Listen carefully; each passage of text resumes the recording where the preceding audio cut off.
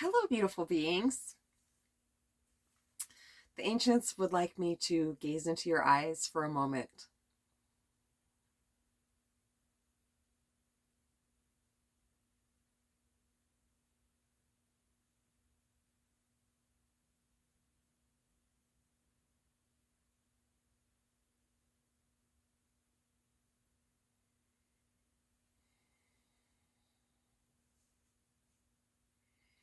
There's something about looking into somebody's eyes when they are fully present that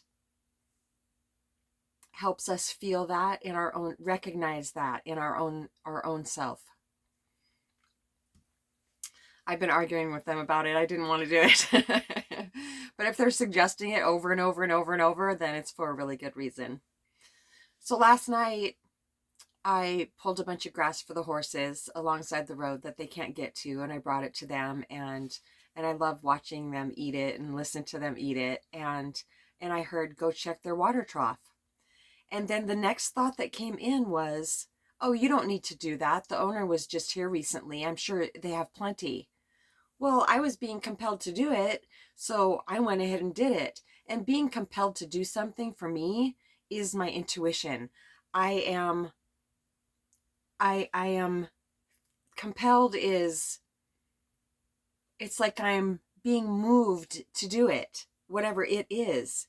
And if I don't listen to my mind, then I am always taking the right actions for myself if I'm trusting my intuition, trusting being compelled, like being compelled to make videos, record videos when my mind is screaming, no, don't do that. You're going to look really dumb or whatever. You sound, just all the barrage of thoughts that my mind tries to do at times when I have felt compelled to make a video. Of course, especially when I'm crying or upset. But I've done it anyway because I've been practicing learning how to trust my intuition and the feeling of being compelled, because it always works out for my highest good, and everybody else's too, they're saying. So I went and checked the water trough, noticing that, isn't that interesting that my mind is automatically telling me, and very logically so, why I shouldn't go check the water trough. Well, why not? So I did, and it was empty. And so I filled it up, and I was thinking about how in my life, most of the time, before I learned how to trust my intuition, my inner guidance system, I would go with those other thoughts that would come in and tell me why I shouldn't do something that was good for me. Fear, they're saying. Most of the thoughts that come in to override my intuition are fear-based.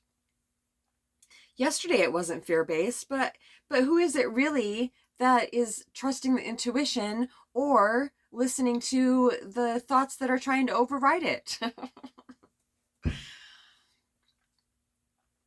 So yesterday, for about a week and a half now, I've been a bit concerned about my battery because it was highly corroded. And so I tried to uncorrode it myself several days ago, and I couldn't get the left side off, the positive side off, and off of the cables off of the terminal.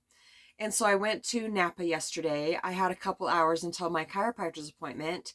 And I went in there and he said, I'm so sorry, we're not supposed to help you do anything with your battery. And I was just like, oh, okay. And then off to my right, I hear, oh, I can help you with that. And it's this wonderful person that I've known since he was a kid. He is in his 30s. He's my daughter's, all three of my daughter's age. Somewhere in there. He's in their age group anyway. Sorry, I'm stammering. My mind wants me to stop and re-record just because I just did that. Anyway, moving on. I was just like, really? Are you serious right now? And so he goes out there, and we haven't spoke for many, many years, and we had just the best conversation. And come to find out, he listens to my YouTube videos, and he subscribed to my channel a couple years ago. So thank you so much for that. And you were definitely my angel helper yesterday. It was so nice to see you. Thank you so much for helping me. That's my life in a nutshell. I am divinely inspired every single day of my life. I am divinely guided, and I trust my intuition. So when he was working on my battery and he took it out and I saw it, well, even before he took it all the way out, I said, "This looks really bad, doesn't it? It looks like I should get a new battery." He goes, yeah, probably. And so I said, "Okay, I'm going to go in and get a new battery." But the whole time, my mind was telling me why I didn't need to get a new battery, why I shouldn't get a new battery. And I ignored it and went and did my own thing and got a new battery. And, I knew that was the right thing to do. Even though I have plenty of money to buy a new battery, my mind was trying to tell me that I would run out of money soon if I did. I went and bought this really important, it's called DIM, D-I-M, that I take now that I'm on hormone replacement therapy. That's $45 a bottle for a 2-month supply. And my mind was telling me why I shouldn't buy that. And also I went to the chiropractor. And so there was a few different things that I spent money on yesterday.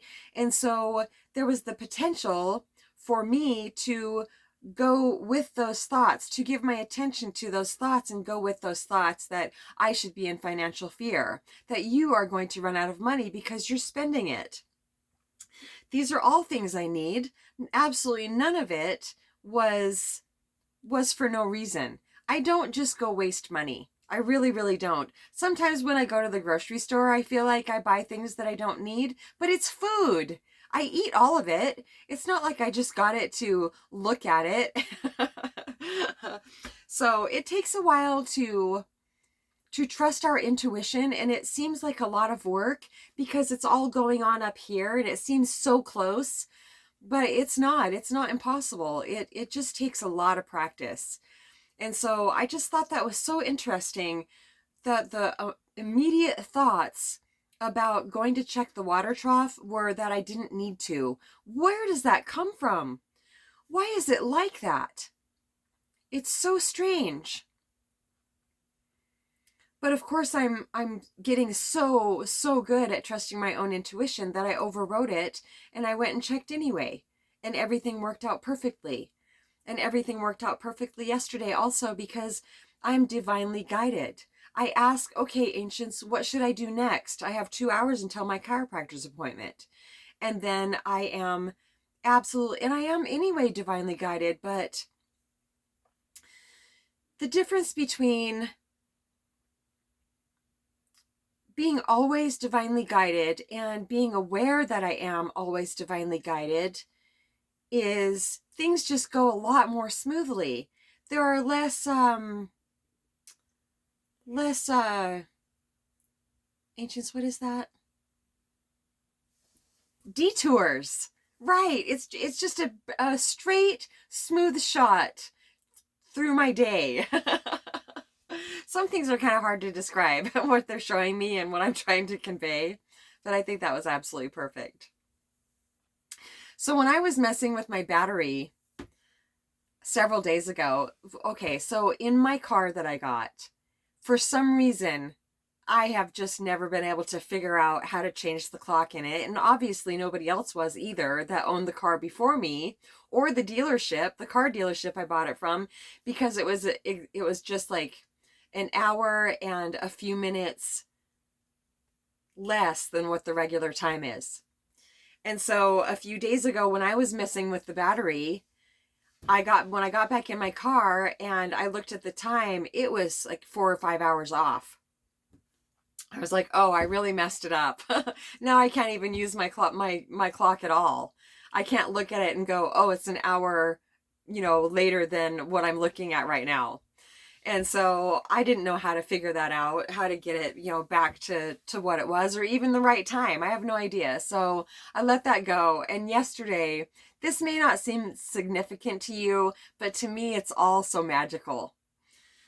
When my helper angel put the new battery in, hooked it all up, and we said goodbye, I got in my car and I looked at the clock and I thought, "Wait a minute." And I looked at my phone, and my clock in my car is now exactly 1 hour and a few minutes behind what the regular time is. Wow. I just sat there and laughed and laughed. It just really, really tickled me. And the daylight savings time is coming up, so we will be falling back soon. And so it's really soon, it's going to be the exact right time. Oh, wow.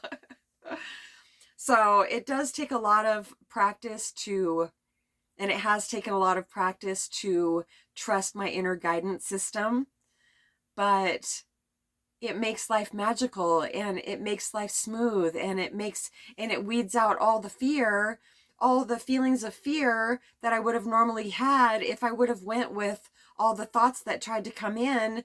I call it the serpent mind, actually. All the thoughts that come in, it's the conditioned mind of lifetimes of following fear-based thoughts. And it seems like these thoughts have the potential to override our intuition, because the fear thoughts have a physical feeling with them, feels very potent.